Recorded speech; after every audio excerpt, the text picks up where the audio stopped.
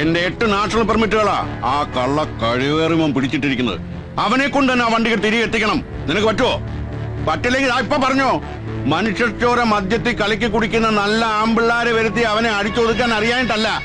പക്ഷെ നിനക്ക് പിന്നെ മാർക്കറ്റിൽ തോട്ടിപ്പണി എടുത്ത് ജീവിക്കാൻ പോലും പറ്റാത്ത മാനക്കേടുണ്ടാവും. അത് വേണോ സുലൈമാനെ? ഞാൻ ജീവിച്ചിരിക്കുമ്പോ ഒരു വരുത്തനെ ഇവിടെ വാഴിക്കില്ല. അവൻ പിടിച്ചെടുത്ത ലോറികൾ ജോസേട്ടന്റെ വീട്ടുമുറ്റത്ത് എത്തിയിരിക്കും. ഉറപ്പാണോ? ഇതിന്റെ പ്രസ്റ്റീജാ. പൂളാൻ പറഞ്ഞവനെ പോസ്റ്റ്മോർട്ടം ചെയ്തിട്ടേ വരൂ സുലൈമാൻ.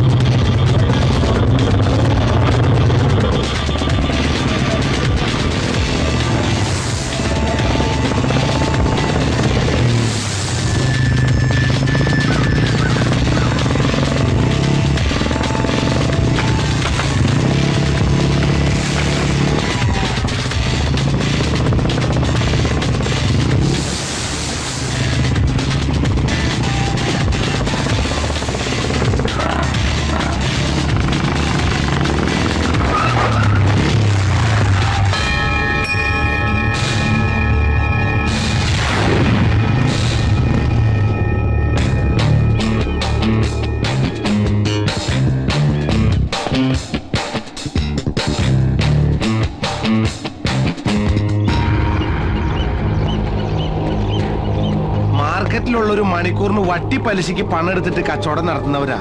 നമ്മളായിട്ട് അവിടെ സ്റ്റണ്ട് സീൻ ഉണ്ടാക്കിയാൽ അവരുടെ ചട്ടിയും വട്ടി പൊട്ടി കച്ചവടം പൂട്ടും. അതുകൊണ്ടാ ഇവിടെ ഫൈറ്റ് പ്ലാൻ ചെയ്ത്. എങ്ങനെയുണ്ട് ലൊക്കേഷൻ? സാധാരണ നമ്മളിത് സോങ്ങനെ ഉപയോഗിക്കാറേ. നമ്മുടെ കണക്കിന് നീ ആളൊരു പുലി തന്നെ. ജോസേട്ടന്റെ സമ്മാനം വാങ്ങിക്കാൻ പറ്റിയ പുലി. ജോസേന്റെ സമ്മാനക്കാരനാ? എന്നാ പിന്നെ ബോറടിപ്പിക്കാതെ നമുക്ക് സമ്മാനദാന ചടങ്ങിലേക്ക് കിടക്കാം.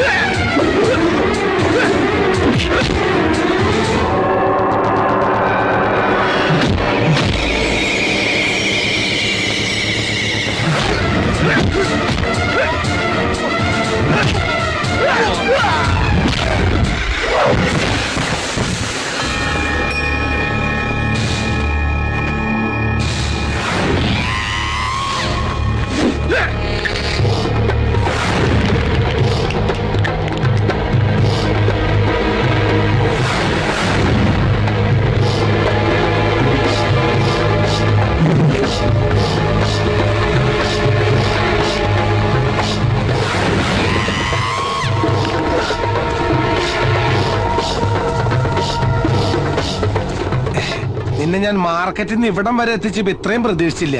മോനെ സുലൈമാനെ, ഈ കുൻഫ അനക്ക് വേറെ പണിണ്ടാ. ഇത് ചന്തടി കണ്ടോ?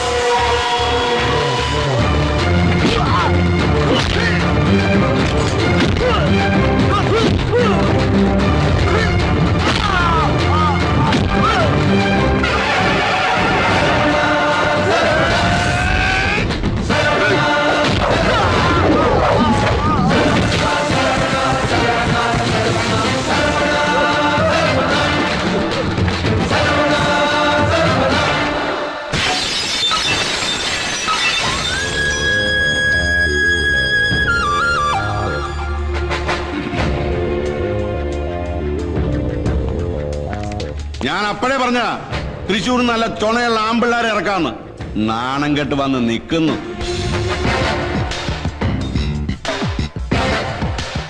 ഇവനെ പോലെ നീയും ജോസേട്ടനെ നാട്ടിക്കാനാണ് ഭാവമെങ്കിൽ. അയ്യോ ജോസേട്ടാ, ഞാനായിട്ട് അവരെ ഇറക്കി വിട്ടൊന്ന് പറയിപ്പിക്കണ്ടെന്ന് കരുതി ഒരു ടൈം ബോണ്ട് വെച്ചിരിക്കുക. താനിത് പറയാൻ തുടങ്ങിയിട്ട് കുറെ ആയല്ലോ. തന്റെ അച്ഛൻ അവരുടെ പേരിൽ സ്വത്തൊന്നും എഴുതി വെച്ചില്ലെന്നുള്ള ശരി തന്നെ. പക്ഷെ അവരെങ്ങാനും ഒരു കേസ് കൊടുത്ത DNA ടെസ്റ്റ് ഹിയറിംഗ് ഒക്കെ ആയി വർഷം ഒരുപാട് കഴിയും കേസ് തീരാൻ. കായ വിറ്റ് കറവീണ ഈ കൈ കൊണ്ട് കായ എണ്ണി തന്നിട്ടുണ്ടെങ്കിൽ അത് തിരിച്ചു പിടിക്കാൻ എനിക്കറിയാം.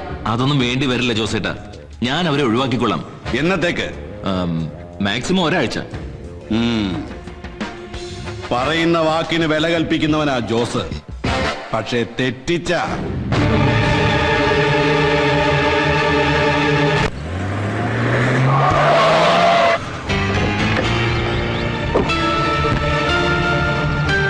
മോന്റെ പെങ്ങന്മാരല്ലേ ഇവര്.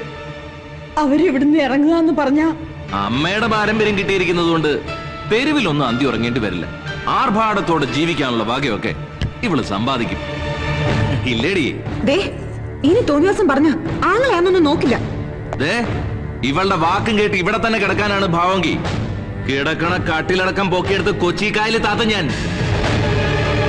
നിന്നെ പോലെ ഉശിരുള്ള അതേ അച്ഛന്റെ മക്കള് തന്നെയാ ഞങ്ങളും. നിന്റെ ഭീഷണിക്ക് മുമ്പിൽ കണ്ണീരോടെ തൊഴുത് കരയാൻ വേറെ പെണ്ണുങ്ങൾ കാണും. ആ കൂട്ടത്തിൽ നീ എന്നെ പെടുത്തണ്ട മോളെ. മാനം മര്യാദയായിട്ട് ഇറങ്ങിപ്പോകാനുള്ള ഒരു ലാസ്റ്റ് ചാൻസ് ഞാൻ തരുന്നു.